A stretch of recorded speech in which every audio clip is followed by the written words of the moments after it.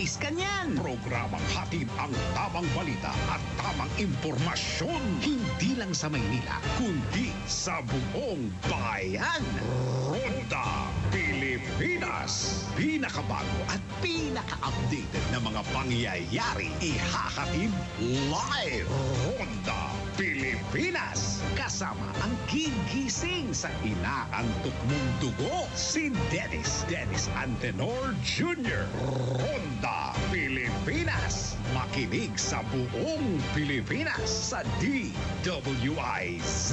Manila hanggang saan mang sulong nationwide sa lahat ng DWIZ local stations sa buong bayan. Watch din ng live sa Aliw 23 at sa Facebook at YouTube ng DWIZ Ronda Pilipinas. Monday to Friday, 10 a.m. Pagsapit ng alas 12 bago ka mag-lunch o kaya nagla-lunch ka, dagdagan pa ang mga alam mo para hindi ka naman huli sa balita. Live sa DWIZ Manila at sa lahat ng DWIZ News FM sa buong Pilipinas, Luzon, Visayas at Mindanao. At mapapanood ng live sa Aliw 23 Free TV at sa lahat ng digital channel ng DWIZ. Ang Balitang Bayan. Mga balitang nangyari lang at kasalukuyang nangyayari. Balitang Bayan. Kasama ang opisyal na tagagising ng bayan, si Drew Nasino. Di ka aantukin kapag nalaman mo na ang latest sa Balitang Bayan. Sa patuloy na pagbabalita ng tama at paglilingkod ng tama. Balitang Bayan. Araw-araw, 12 noon. Nagbabalita, naglilingkod sa lahat ng Pilipino. Aliw Broadcasting Corporation. Noon hanggang ngayon, 73 taon sa dagupan. 89.3 DWIZ. Nagbabalita ng tama, naglilingkod ng tama. DWIZ. Ang balitang ito ay hatid sa inyo ng M. Luwilier. Basta kwarta padala, mag-M. Luwilier na. Lahat sigurado. Todo balita, Lunes hanggang Sabado dito sa DWIZ FM 89.3 News Radio Dagupan.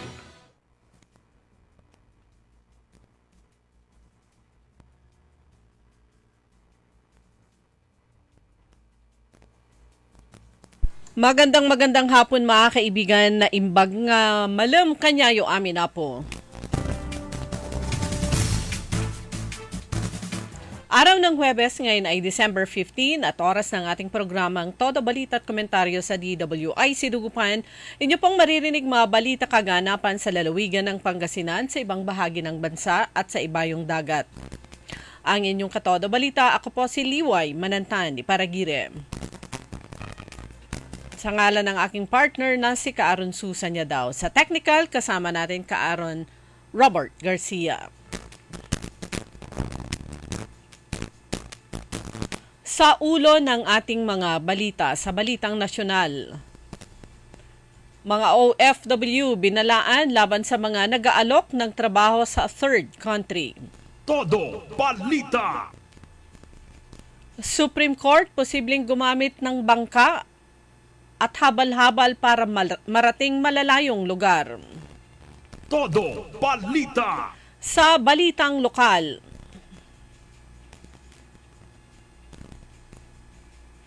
mahigit 1,700 na provincial scholars mula sa Pangasinan State University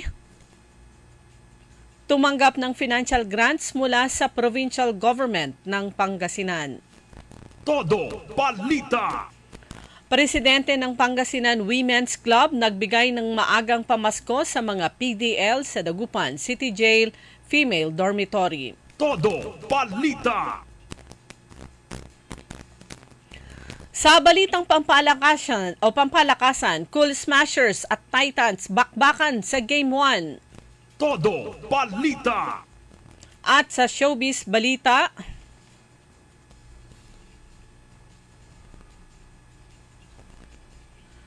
matapos ang desisyon ng IPO tape ng atwirang pag-aari nila ang Itbulaga. Todo Balita. At ngayon sa detalye ng ating mga balita.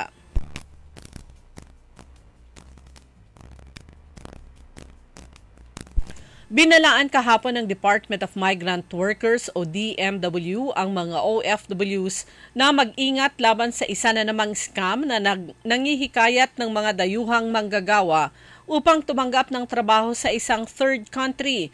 Ayon sa DMW o Department of Migrant Workers Officer in Charge Hans Leo Kakdak, ngayong taon pa lamang ay nasa 128 na OFWs na ang nabiktima ng naturang scam at humingi ng tulong sa Philippine Labor Attaché sa United Arab Emirates.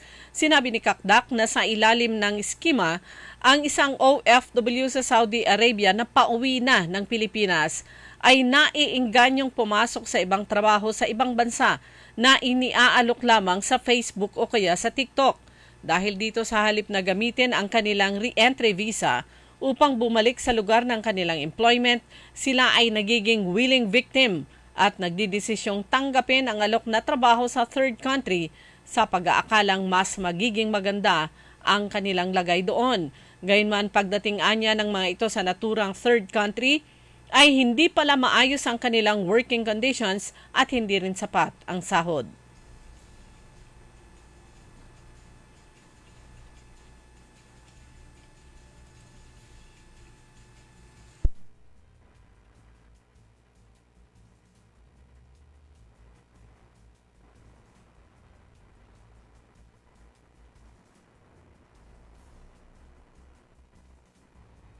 Samantala sa iba pang balitang nasyonal,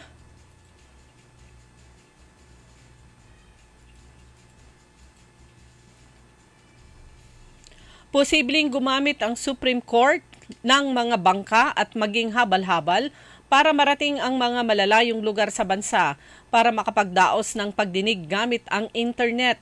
Sinabi ni Supreme Court Chief Justice Alexander Gesmundo na isa ito sa kanilang pinag-aaralan sa ngayon sa pagnanais na mapababa ang mga nakatambak na kaso sa mga korte at makapagbigay ng hustisya. Ito ay makaraang ang matagumpay ng pilot testing kamakailang ng video conferencing bus sa malayong lugar sa Cotabato. Pinangunahan ni Associate Justice Amy Lazaro Javier ang proof of concept ng bus sa Barangay Bagsak, Magpet, Cotabato, na may 30 kilometro ang layo sa pinakamalapit na trial court nung ito ay ginanap noong November 30. Sa paggamit ng bangka at habal-habal, maaring marating ang mga isolated na isla at mga bulubundukin para sa mga testigo na walang kakayanan na makapunta sa mga trial courts.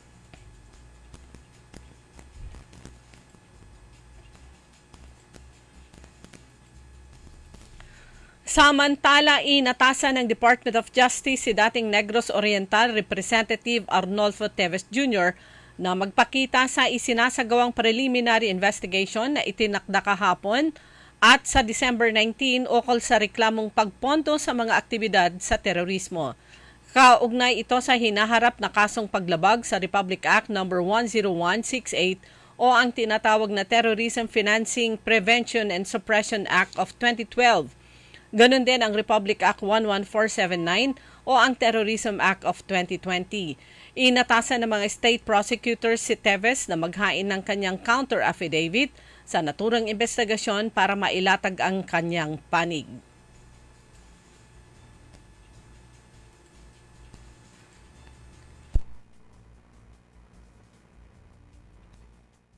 Dumako naman tayo sa mga balitang lokal.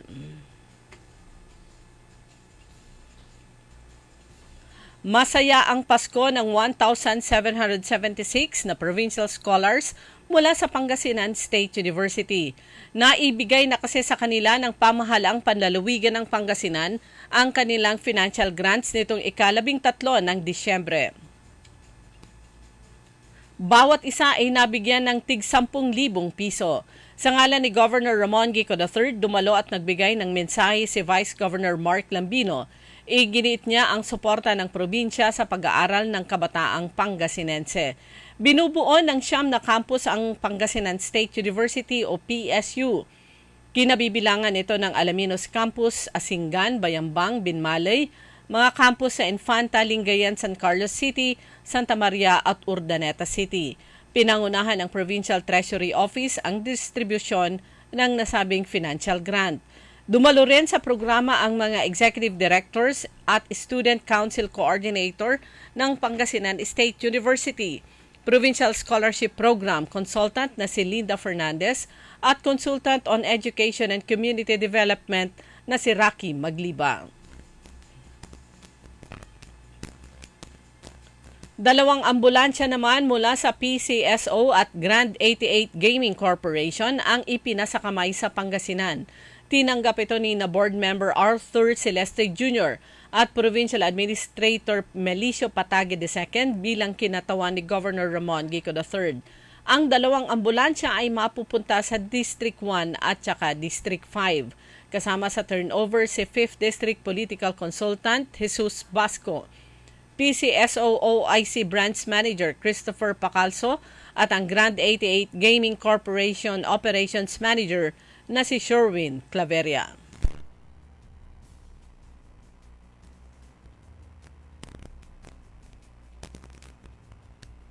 Nagbigay naman kahapon ng maagang pamasko si Attorney Melanie Lambino para sa mga persons deprived of liberty na nasa BJMP Dagupan Female Dormitory o Dagupan City Jail Female Dormitory. Katuwang ni Attorney Lambino, chairperson ng Pangasinan Women's Club sa nasabing community pantry, ang Inner Wheel Club of Downtown Dagupan na pinamumunuan ni President Mary Jean Ang. Bago nito ay nagbigay ng mensahe ang may bahay ni Vice Governor Mark Lambino sa culminating activity ng BJMP Dagupan Female Dorm sa 18 araw na campaign to end violence against women. Ipinaabot naman ni Jail Warden Noemi Sabolbro ang kanilang pasasalamat sa pagmamahal na ipinaparamdam sa mga PDL. Inalaya naman ng mga PDL si Attorney Melanie Lambino at ang Inner Wheel Club of Downtown Dagupan ng Christmas songs at kanta ng pasasalamat. Samantala nakibahagi ang abogada sa mga kasamahan niya sa Inner Wheel Downtown Dagupan sa Angel Tree campaign ng nasabing jail facility.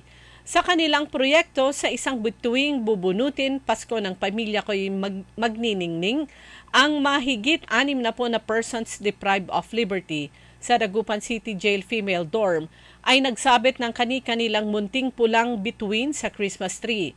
Nakasulat dito ang kanilang wish para sa kanilang pamilya o mga anak na kanilang naiwan sa kanilang mga tahanan. Yung iba naman ay wish gift para sa kanilang kapwa PDL. Ang mga bisita na pumitas na bituin, kanilang tutuparin ang wish ng PDL na nagmamay-ari ng nasabing bituin.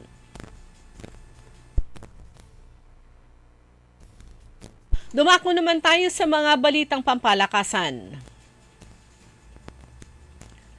Dadanak ng matinding aksyon sa bakbakan ng defending champion Creamline at Chocomucho sa paglarga ng Game 1 sa Premier Volleyball League o PVL Second All-Filipino Conference Best of 3 Championship Series ngayong araw sa Mall of Asia sa Pasay City.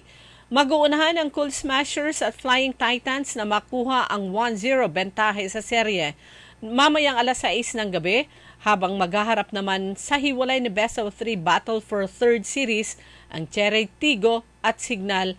Nagumpisa ang kanilang laro kaninang alas 4 ng hapon. Samantala, ito naman ay malungkot na balita para sa kanilang mga fans at mga supporters. Inihayag kahapon ng F2 Logistics ang pagbuwag sa kanilang professional volleyball team matapos ang 8 taon. Nagwagi ang F2 Logistics ng 6 na kampyonato, 4 na runner-up finishes at 3 bronze medals sa domestic at international club competitions sa ilalim ni na coaches Rose Molit Prochina, Ramil De Jesus, Benson Bokbok at Regine Diego. Sa balitang showbiz naman, ito po ang inaantabayanan araw-araw ng mga fans naman ng mga shows. Walang planong sumuko ang Tape Incorporated matapos magwagi sina Tito Soto, Vic Soto at Joey De Leon sa laban sa Intellectual Property Office of the Philippines o IPO of the Philippines. Kinansila nung Martes ng IPOPHIL ang trademark registration ng Tape Incorporated para sa Itbulaga. Kaya't umaasa ang TVJ na ipairalin ng Tape Incorporated ang respeto na pinairal daw nila nung hindi nila ito gamitin ang TV5, IT, ang titulong ginamit, pero ngayon ay kinakanta na ulit ang nasabing theme song sa kanilang programa. Sinagot ito kahapon ni Attorney Maggie Garduque sa isang mini press con sa APT Studios.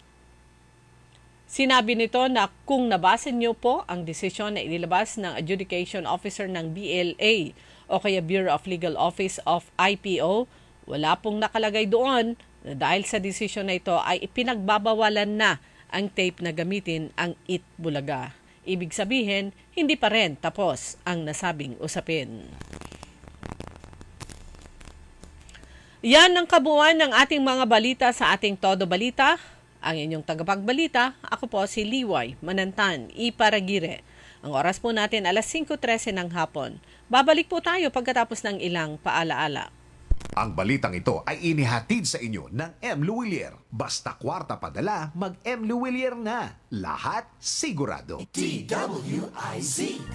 Tara na at pumasyal sa ating pinagmamalaking 100 Islands National Park. Subukan ang mga bagong amenities at activities katulad ng zipline, rappelling, wall climbing at helmet diving at mag-cliff diving sa Imelda Cave ng Marcos Island. Halina at mag-overnight sa bagong guest house sa Quezon Island. Mayroon din tayong bagong 2-story pavilion, floating cottage at mga gazebos. Isama po ninyo sa inyong itinerary ang 3 most developed islands: Quezon Island, Governor's Island at Children's Island. Tiyak nahahangaan din ang ganda ng Quirino Cave, Romulo Cave, Imelda Cave, Cathedral Cave, Coral Garden, Bat Island at Cuenco Tunnel. Welcome sa New 100 Islands. Hahangaan, babalik-balikan. I choose 100 Islands. I choose 100 Islands. Alaminos City, para sa lahat. Alaminos City, para sa lahat. Ang patuloy na pagpapaganda sa 100 Islands National Park at lungsod ng Alaminos ay pinangungunahan ni Mayor Art Brian Celeste. Maihahanda mo na ng mas maaga ang pangregalo sa darating na Pasko with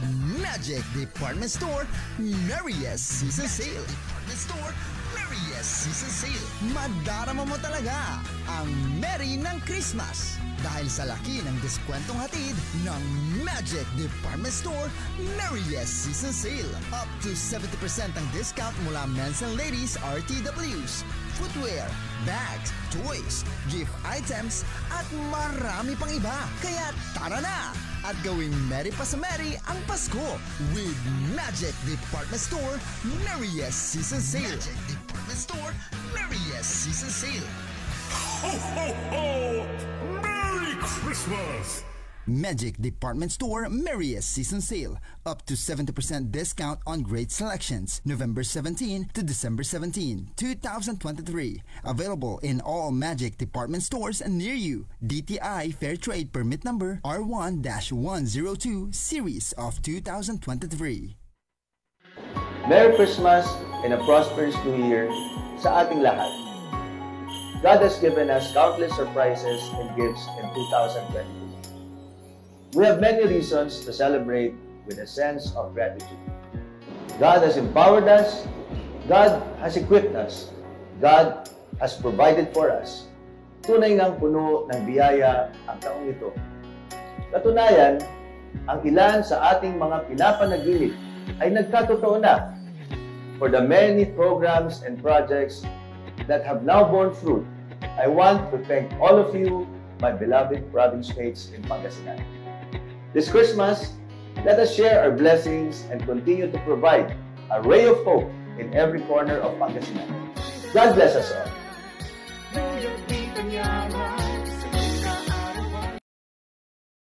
UIZ.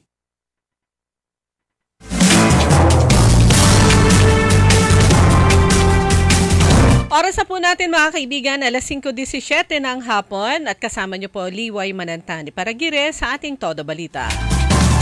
Sa pangalawang bahagi po pagkatapos po ng ating newscast Ay una na po yung pagbati natin ng happy birthday kay Congressman Art Celeste ng 1st District ng Pangasinan. Nagse-celebrate siya ng kanyang kaarawan ngayong araw. Ganon din kay Mike Gimbatan, happy birthday. At susundan na natin kaagad ng mga ng pagbate. Ayan, balikbayan na nasa Santa Barbara. Wait lang, hahanapin ko lang. Magandang hapon sa lahat ng mga taga-bayan ng Santa Barbara. Belated happy birthday rin kay Kuya Benji Tan na nag-celebrate ng kanyang kaarawan kahapon. Happy birthday, Kuya Benji!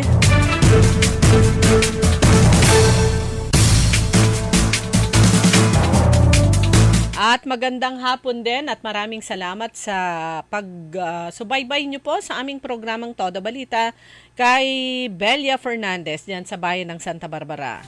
Barangay Butao, Santa Barbara, magandang hapon. Ganun din sa inyong mga magulang na mas ambutalitan, yung aramad si kayo. Yan, narating na namin yung bahay nila dun sa medyo malayo sa highway. Pero maganda naman ang kalsada. Siyempre, kaliwat kanan, maraming ganap, maraming mga party. At meron akong kahapon, yung 12, nung Tuesday, ay dumating po dito sa lalawigan ng Pangasinan, dyan sa may Pangasinan Provincial Office, Pangasinan Police Provincial Office, si Police Brigadier General Lou Evangelista, ang bago po na siya po yung Acting Regional Director sa Police Regional Office 1 sa Region 1. At ito po yung pinakaunang command visit ng nasabing opisyal ng Police Regional Office 1 at siya naman ay tinanggap sa ngalan ng mga men and women ng Pangasinan Police Provincial Office. Arrival honors ibinigay naman sa kanya sa pangunguna ng Provincial Director ng Pangasinan PNP, walang iba po kundi si Police Colonel Jeff Fanged. So sa kanyang mensahe sa nasabing command visit sa maiksing programa ay ipinaalala niya yung kanyang 7-point agenda at ang gustong-gusto ko narinig doon sa kanyang sinabi. Bahagi ng kanyang sinabi dahil nakapag-cover tayo noon. Ang sabi niya, hindi lang po ako ang inyong regional director dito sa PRO1, Police Regional Office 1, kundi ako ang inyong tatay regional director. Ayan. Ito pong si Police Brigadier General Lou Evangelista ay tubong bayan ng Binmalay. So kababayan po natin siya.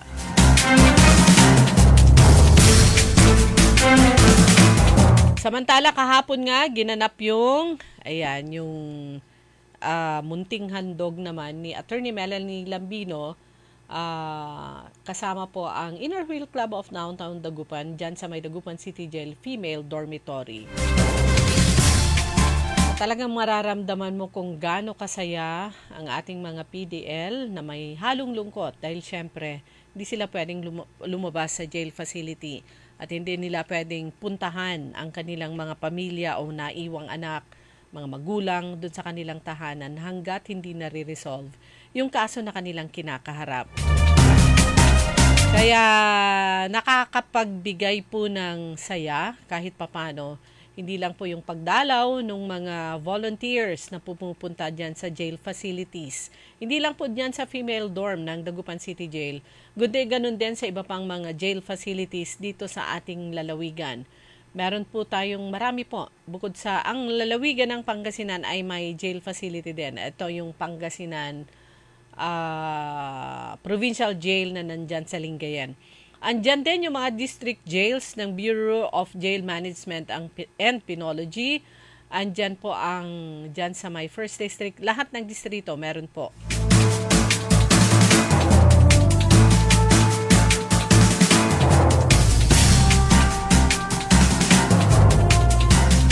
So bukod po sa mga livelihood projects ay panahon nga ng etong December ay marami pong mga Christmas gifts na ibinibigay po sa ating mga PDL, persons deprived of liberty. Simple nang yung wish star nila, Bituin, na may ningning dyan sa may Christmas tree ng Dagupan City Jail Female Dorm. Napakasimple po ng kanilang wish. Gaya nung nabunot ko, ang wish niya ay sana mabigyan yung nanay niya ng pansit canton, gatas, at saka biskwit. O, di ba? Simple. Meron naman yung iba, konting groceries para sa kanilang pamilya. Meron naman yung iba ay pang Noche Buena. Meron din nag-wish na yung wish niya ay sana mabigyan ng vitamins para dun sa kapwa niya PDL na malapit ng manganak. Ayon kay Ma'am Noemi, meron yata silang dalawa. Yung isa talagang nag-aantay na lang ng araw at saka oras. So yun po yung mga wishes. Munting wishes na hindi nila kayang ibigay na po pwede naman mula sa mga golden-hearted na mga volunteers o yung mga bumibisita sa kanila dyan sa loob ng jail facility. Kaugnay pa rin nitong holiday season, ang DOH Region 1 Center for Health and Development ay inilunsad naman po nila ang campaign laban sa mga paputok o ito yung iwas paputok.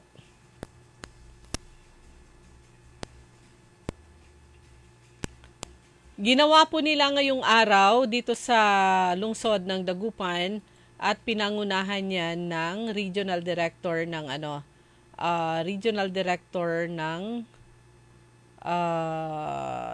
DOH Region 1.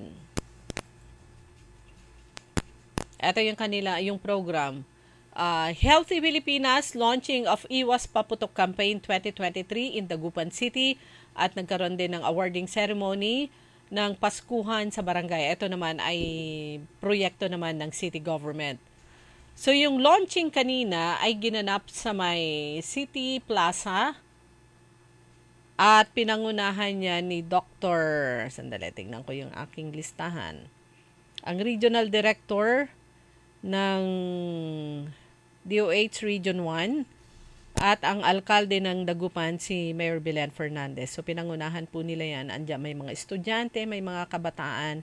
Dahil po, importante po na maipaalala at naisuksok utok sa isip ng mga kabataan at mga bata na walang magandang maidudulot ito pong pagpapaputok. In fact, ay napakarami na pong nadisgrasya nung mga nakaraan, naputulan ng daliri, na sira ang paningin, etc. dahil naman sa paputok. Hanap ko lang yung program na i-share naman ng PIA Pangasinan sa pangunguna ni Madam Elsia, ang provincial officer ng PIA Pangasinan. So yung press conference, kapihan ng DOH Region 1 kaninang hapon, andon ang Regional Director ng DOH, ang ating Provincial Health Officer, City Health Officer dito sa lungsod ng Dagupan, walang iba kundi si Dr. Ofelia Rivera, at ang mga representante naman mula sa Bureau of Fire Dagupan at mula sa Dagupan PNP. So yung launching ng Iwas Paputok ay pinangunahan ni Dr. Paula Paz Sidionco, ang ating Regional Director ng DOH.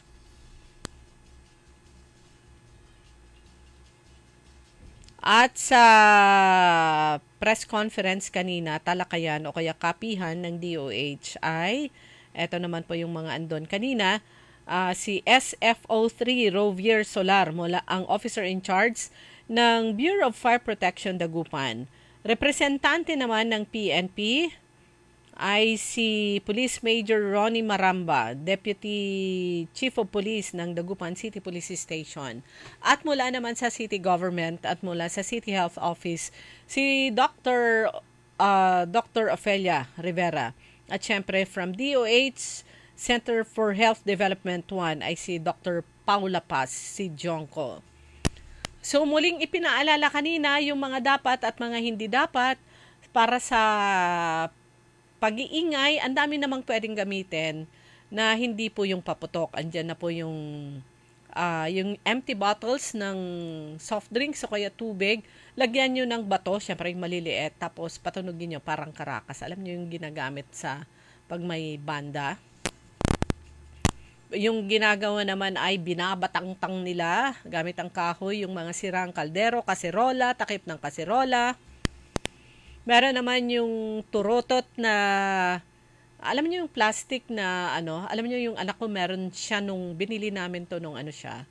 Elementary pa lang. Buhay pa hanggang ngayon. Basta hindi lang matanggal yung yung whistle niya. At syempre, tututukan at pakiusap ni Dr. Ofelia Rivera sa PNP, eto pong mga boga.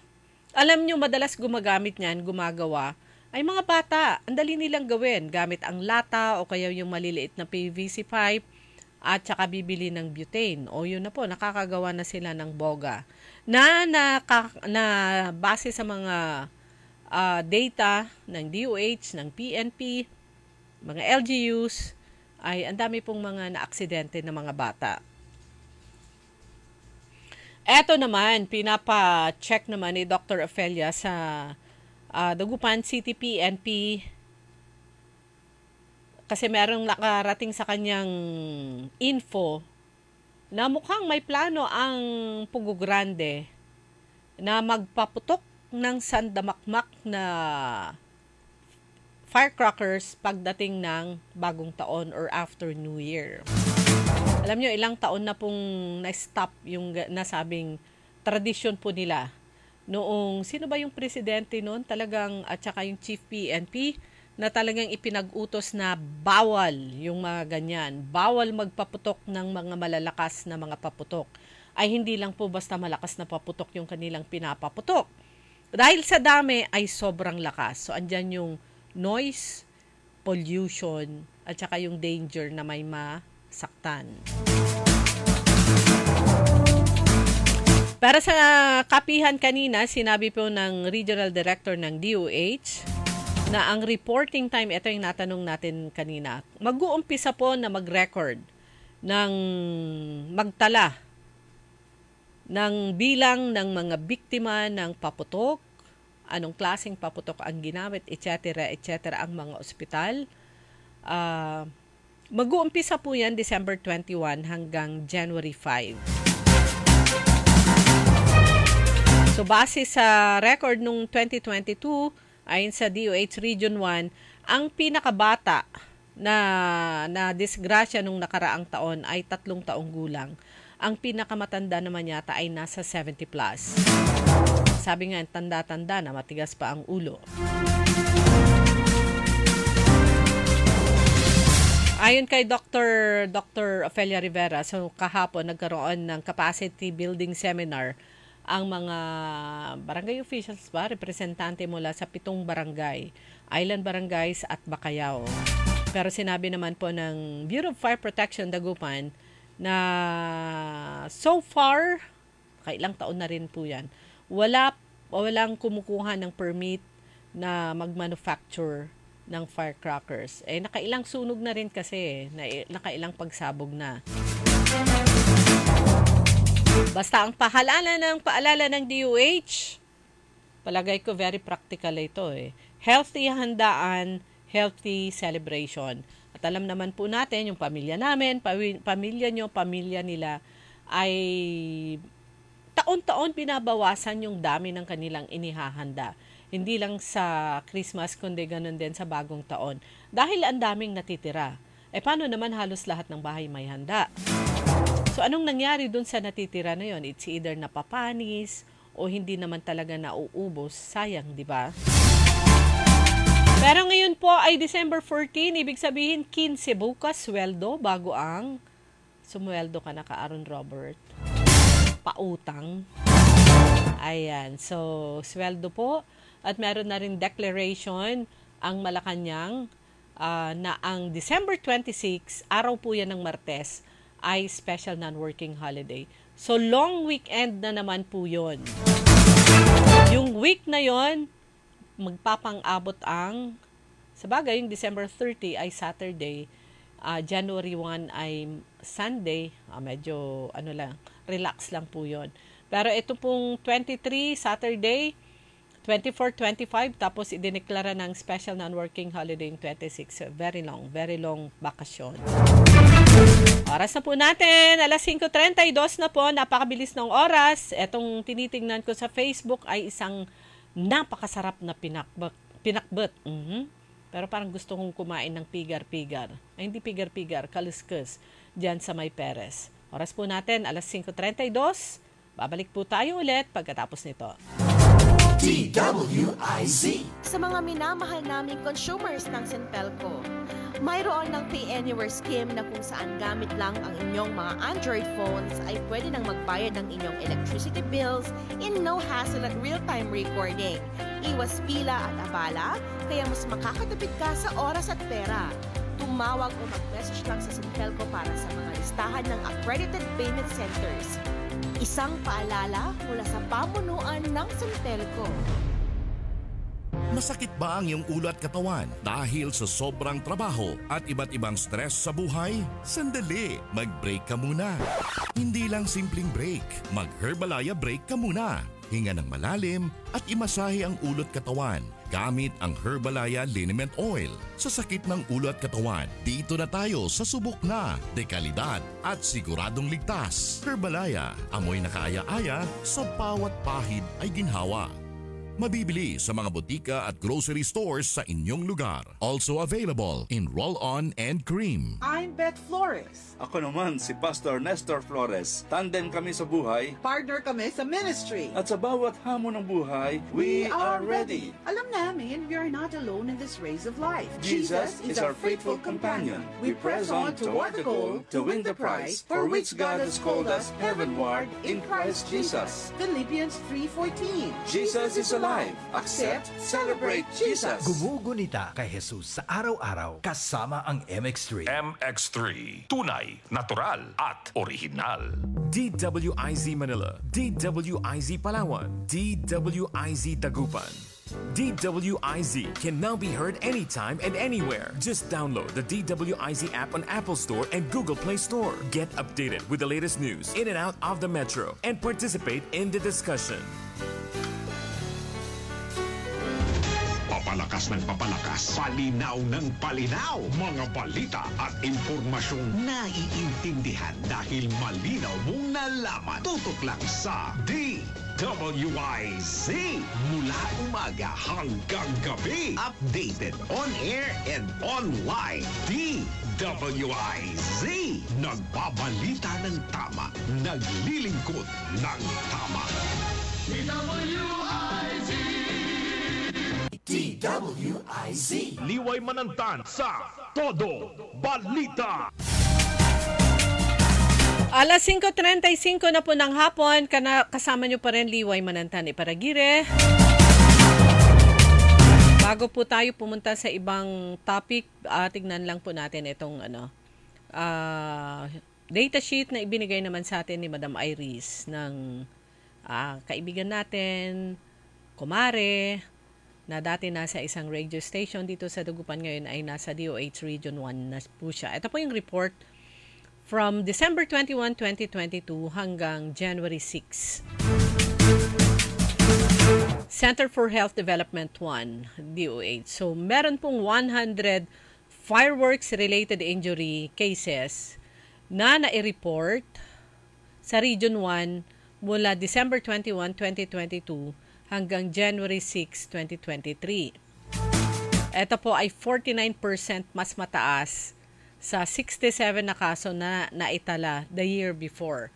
Understandable dahil before that pandemic, 'di ba? Talagang kukonti lang talaga yung nagkaroon ng pagkakataon para makapagpaputok ng firecrackers. Syempre nitong nakaraan, libre-libre na sila. Kanya naman puspusan po ang campaign ng DOH at saka ng PNP at saka Bureau of Fire o kaya ng gobyerno para naman mataas po yung nakaraan, mapababa yung kaso if not ma-zero. Ayan, liquor intoxication 19. FW fireworks related incident cases, sila po ay nakainom o kaya lasing. 19 na biktima. Treated and sent home 90 o kaya 19%, samantalang merong 3 na admitted naman sa ospital. Merong isa na ayaw nang magpa-admit. Kumbaga, nilinisan na lang siguro yung kanyang mga sugat. Wala namang naitala na nakalunok ng quitties o firework, usually mga bata dyan. Nagkaroon ng isang kaso ng stray bullet injury. Siya po ay 9 years old mula sa Ilocos Sur. May isang namatay, 9 years old, mula sa bayan ng Mangaldan. Siya po ay admitted sa Region 1 Medical Center noong January 1, 2023. Ang diagnosis, multiple physical injuries secondary to blasting. Cause of death ng nasabing 9 years old na namatay nitong January 1, 2023, ang cause of death ay blunt chest injury, impaled foreign body, tin can, blasting secondary to fireworks. Namatay siya noong January 2. Implicated firework, pillbox. Allah! So sabi nga ng regional director kanina, walang unang makaka-prevent ng anumang insidente, magulang, lalo na yung boga-boga, magulang. Bantayan nyo ang inyong mga anak, sabihan nyo.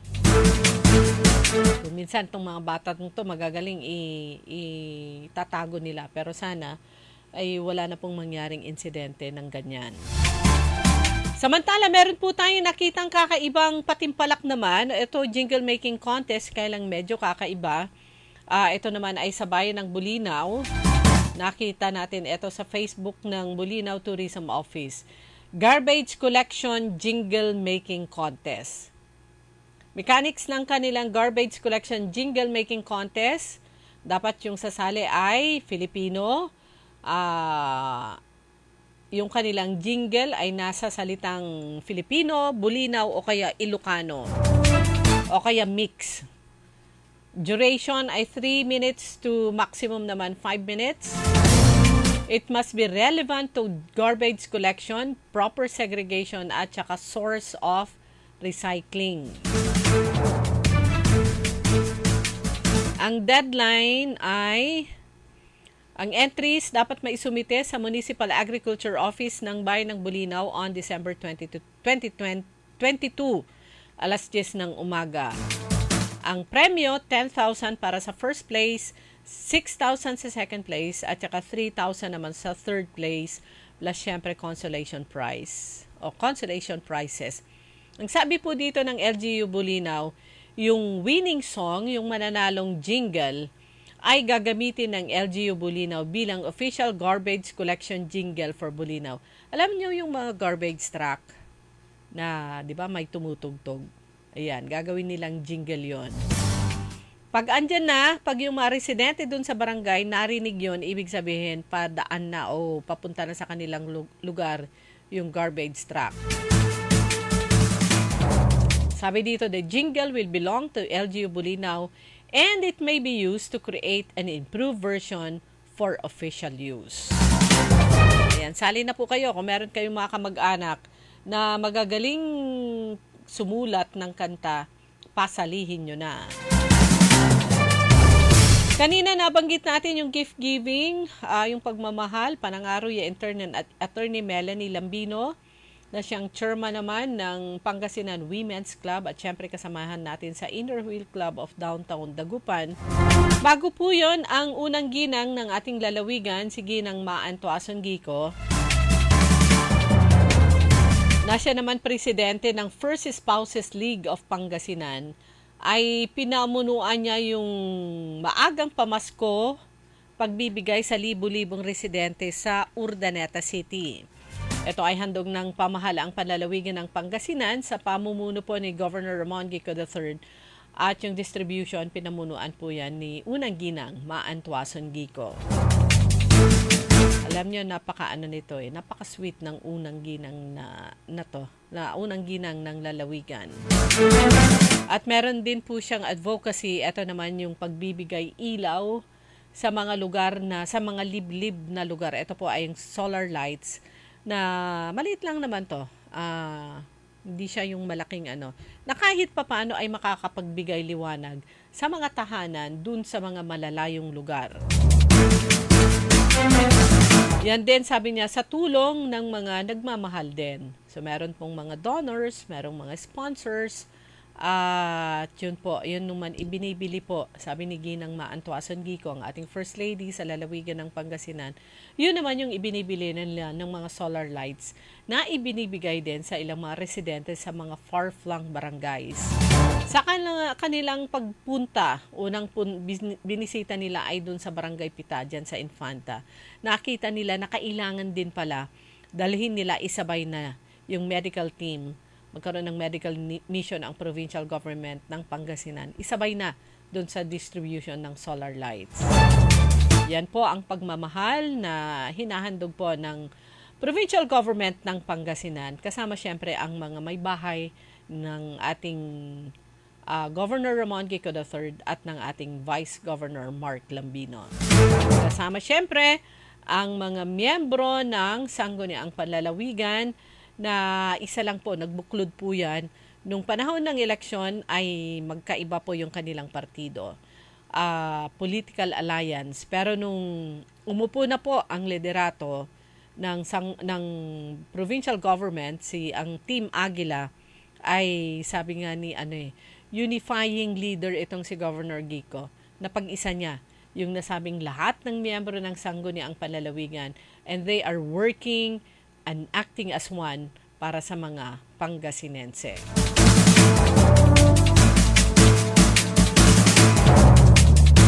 Tignan natin mamaya po kung may advisory ang Central Pangasinan Electric Cooperative. Pero kasama na rin po dyan, sabi nga ni ng General Manager ng Senpelco, ayan, merong schedule dito ngayon o kanina, tapos na. Ayan, bago ko balikan yung sinasabi ko na apultot, kanina to, tapos na to. December 15. December 17, meron pa isa. December 17, Sunday. Ayon po sa Senpelco, ang power interruption ay mula alas 8 ng umaga hanggang alas 10 ng umaga sa December 17, Sunday. At ang affected areas ay bahagi ng San Carlos City Feeder 2. Ito po ang Barangay Magtaking, Paitan, Panoypoy, Turak, Kuliling, Sapinit, Payapa, Tarugtug, Cubol, Rizal Avenue, Quezon Boulevard, Tandang Sora, MacArthur, Mabini, Bega. Tama ba yun?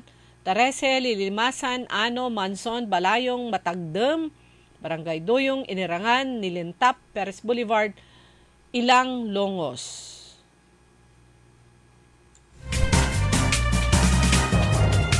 Magic 1, 7-Eleven, SBA Tower, Yamaha. Ito yung mga specifics. At bahagi ng Lingayen, dyan sa may Don Claudio Street at Pangapisan North. Ulitin ko po, ayon po sa advisory ng Senpelco, yan po ay sa December 17, Sunday, mula alas 8 ng umaga hanggang alas 10 ng umaga. And speaking of, thank you, maraming salamat kay Mayor Leopoldo Batawil. Alam mo this. Hello kay May, ang kanilang information officer. Maraming salamat din kay Councilor Dada Reyna Macalanda. Maraming salamat kay Vice Gov at saka Attorney Melanie. At sa iba pa, maraming salamat. Oras, alas 5:46 na po ng hapon. DWIZ DWIZ Manila, DWIZ Palawan, DWIZ Dagupan. DWIZ can now be heard anytime and anywhere. Just download the DWIZ app on Apple Store and Google Play Store. Get updated with the latest news in and out of the metro and participate in the discussion.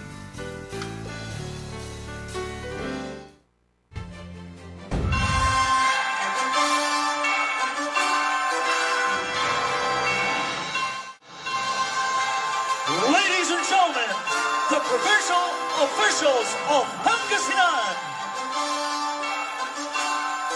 Honorable Governor Ramon Monmon V. Gico III, with our First Lady, Maantuason Gico.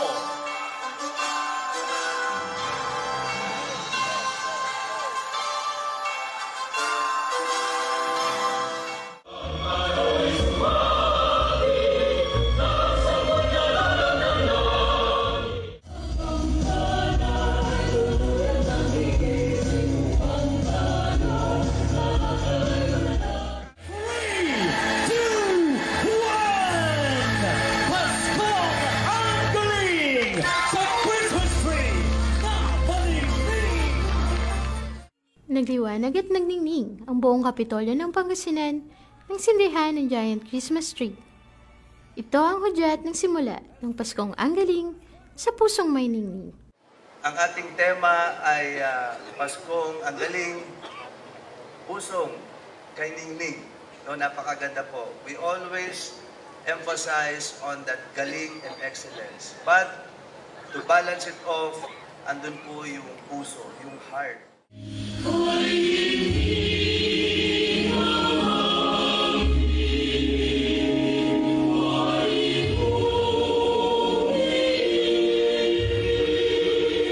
Una rito, pinangunahan ni Governor Kiko at First Lady Man Tuazon Kiko ang pagpapailaw sa Belen. Pumunta po kami dito mga 6:30 para po maka-form sa harap po. Ganon din ang magkakaibigang sina Angelica at Catherine. Masaya po. Nag-enjoy ko kami. Parang bumalik sa pagkabata. Kayo ma'am? Masaya po. Maganda. Buti nga po naabutan pa po namin. Ang mag-asawang sina Queen at Gilbert na mangha sa fireworks display. Inantay namin talaga. Ano pong feeling na nakapanood yun? Sobrang saya po. Sobrang saya. Nagsangayon ang mga namamasyal sa Kapitolyo. Enjoy naman ang publiko sa iba't iba pang atraksyon ng Paskuhan sa Pangasinan, gaya ng Carnival, Christmas Village at Christmas Bazaar. Pangasinan ang galing. DWIZ. Liway manantan sa Todo Balita.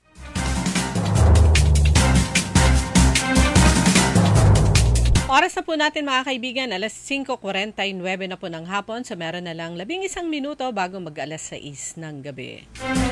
Ito naman, advisory mula sa Girl Scout of the Philippines, Dagupan Council.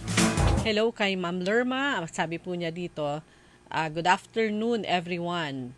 The council officers are requested, Dagupan City Council yan ng Girl Scout. The council officers are requested to attend a meeting on Monday at 10 a.m. at the division office. With us also during the meeting is our SDS, Schools Division Superintendent. So, please be in your GSP black polo shirt.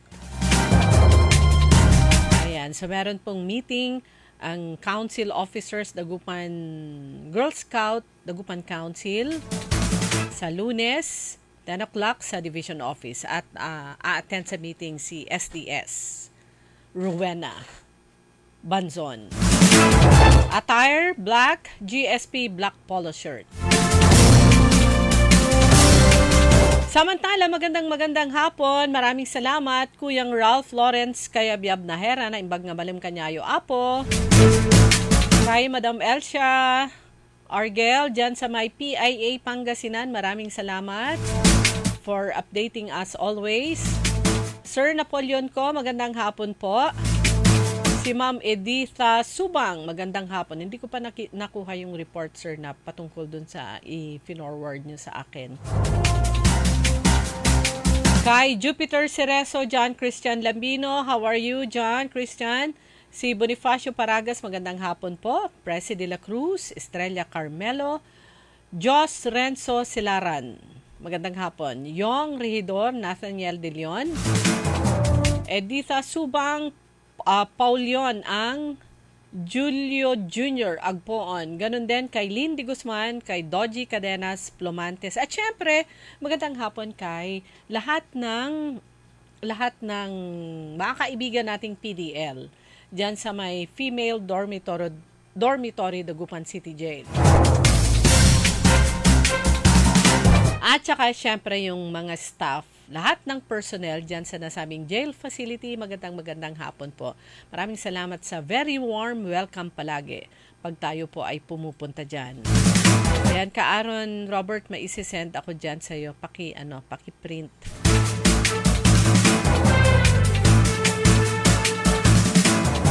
Ayan, paki-print, pakitingnan kung okay yung kung okay yung kulay niya. At si Cora Aquino at Kuya Marjan sa may Tubang, Dagupan, magandang hapon. At sa lahat na po ng sumusubaybay sa DWIC sa mga programa dito kasama ang Todo Balita, maraming salamat po sa inyo. Meron akong hawak dito, sulat mula kay Councilor Marilu Maria Lourdes, Councilor Malu Fernandez, Chairman ng Committee on Health and Sanitation sa Sangguniang Panlungsod. Ito po ay address, dated November 16, address kay Attorney Aurora Valle, City Legal Officer, Dagupan City, at kay, kanino yung isa? Engineer Josephine Corpus, OIC City Engineer. So, ito po yung laman ng kanyang sulat kay Attorney Aurora Valle. The undersigned Chairman, Committee on Health and Sanitation would like to request your good office to furnish us a copy of the deed of donation of the lot donated by Mr. Kerwin Fernandez and the contract of lease executed between the CSI Market Square and the City Government of Dagupan for review by the committee as one of the options to facilitate the construction of the proposed project, Dagupan City Maternity and Children's Hospital. Anticipating your favorable mandate and anticipating your favorable immediate consideration in aid of legislation. Yung isa naman ay address kay Engineer Josephine Corpus. At yung laman ng kanyang sulat, nakalagay dito, the undersigned Chairman Marilu Maria Lourdes Fernandez, Chairman Committee on Health and Sanitation would like to request your good office, sa engineering naman ito, to submit to the committee the lot plan, pictures, and the exact location of the donated land for the construction of the proposed project, the Dagupan City Maternity and Children's Hospital, for our careful perusal and immediate reference. Bakit ba merong ganitong mga sulat? Dahil, merong report na to ng Committee on Health and Sanitation. Meron kasing draft resolution number R-6357 authorizing the Honorable City Mayor Belen Fernandez for and in behalf of the City Government of Dagupan to enter into a Memorandum of Agreement with the Department of Health Center for Health Development 1, represented by Director 4, Dr. Paula Pasid-Yonco, relative to the construction of the Dagupan City Maternity and Children's Hospital. Actually, ito nung panahon po ni kung maalala nyo, during the time ni then Mayor, the late Mayor Benji Saplan Lim, meron po siyang proyekto noon. Actually, may approval na ng Department of Health. In fact, merong pondo. May pinondohan na ng Department of Health. Tapos, approved na rin ng Department of Education. Kung maalala nyo, yung dyan sa may Juan P. Guadis Elementary School, yun po sana yung yung paglalagyan. Kaya naman tumayo yung 3-story na building dyan sa may tabi ng City Engineering Office. That was the time of, buhay pa siya noon, Mayor Benji Lim. Approve na lahat yun Nagkaroon na rin ng groundbreaking. Dumating yung mataas na opisyal ng DOH. Approve ng Department of Education yung plan nung building, chinek pa, so ready for transfer na. Biglang, oops, nawala. Meron ding mga hospital equipment na donasyon ng mga asosasyon sa US, nawala. So kumbaga, ito pong pagpapatayo ng ospital, during the time of the late Mayor Benji Lim, during the time of Mayor Brian Lim, talagang priority naman talaga. Kung priority o ng kasalukuyang administration yung pagpapatayo ng ospital na sarili ng syudad, ganun din yung mga nakaraan. Kaya lang, hindi natuloy sa kung anong kadahilanan. So, base dito sa dito sa report ng Committee on Health and Sanitation, ang chairman si Councilor Malu Fernandez. So, ito po yung kanilang mga hinihingi. Yon, from the City Engineering, ay isubmit sa kanyang committee ang lot plan, pictures at exact location ng donated land para sa construction ng proposed project. Tapos sa ating City Legal Officer ay yung kopya naman ng deed of donation of the lot donated by Mr. Kerwin Fernandez at saka yung contract of lease executed between the CSI Market Square at saka ng city government for review. Ang sabi nga po ng majority members, yung majority 7 o M7, lahat naman sila ay sumusuporta sa mga programa ng city government. So, kailangan lang kung ano po yung request nila ay maisubmit, mapag-aralan, at ma-justify, kumbaga. Yun lang naman para matuloy. Aprubahan nila, majority sila, so maaprubahan at matuloy kung ano man po yung mga programs o kaya project o mga gustong ipatayo ng city government. Okay, meron na lang 2 minuto bago mag-alas 6. Bukas itutuloy ko to. Ito po ay certification report mula naman sa Dagupan City Police Station at syempre ito ay hiningi ng mga complainant. Kasi nung kahapon, bandang alas 2:25 itong report, may report, nag-responde ang Dagupan PNP sa reported alleged trespass to dwelling incident na nangyari sa premises ng residents ng Guadis family diyan sa Gilig Street, Barangay Pugot Chico, Dagupan City. So, ang nangyari ito, base sa investigation ito yung tahanan ni andun nakatira yung magulang ni Attorney Jojo Guadis ng LTFRB. So, dito sa report, incident transpired about 10 a.m. on the same date at the premises of the residents and owner of the property. Ito po yung victim, si Mami. Tagal ko na hindi nakita si Mami. Reveriana Estrada Guadis, 91 years old. Doon sa nasabing lugar. Na andun sa kanyang tahanan that time at kasama niya yung kanyang kasambahay si Maria Divina Mendoza Arbias, 25 years old. Pero bago po nun, base sa investigation at saka sa report sa PNP, prior to that, allegedly male suspects on board a white van and a black SUV still in the process of determining full description arrived and stopped by in front of the residence of the neighbor of the victim, identified as Carlito de Lorenzo de Guzman, 65 years old. Residente sa nasabing barangay. As the said witness stated that allegedly as he opened the gate of their apartment to accept the said gift, so may dalang regalo, the group of male persons entered its premises and rushed through its service door to access the residence of the victim, si Mami Reveriana Guadis.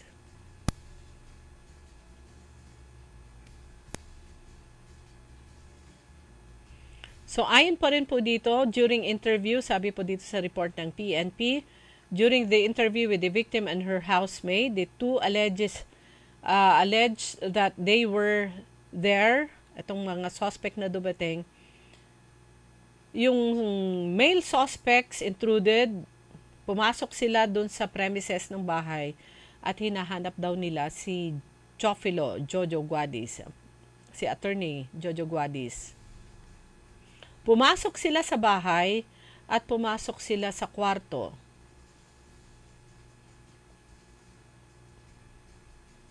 So, itinali nila yung kamay at paa ng house helper, pero hindi naman sinaktan. Kumbaga, nananakot lang. Pagkatapos sila ay tumakas na sakay nung nasabing mga sasakyan. So, bukas, pag-uusapan pa rin po natin ito dahil lumagpas na po tayo sa oras.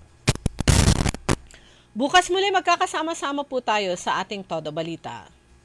Sa ngalan po ng aking partner, Kaaron Susan Yadaw, at sa technical, si Kaaron Robert Garcia, inyo pong nakasama, Lone Sam, Liway, Manantani, Paragire, na imbag nga rabi ikanyayo amin na po, ingat-ingat lang po. Sumainyo ang Todo Balita, Lunes hanggang Sabado, dito sa DWIZ-FM 89.3 News Radio Dagupan. Nagbabalita, naglilingkod sa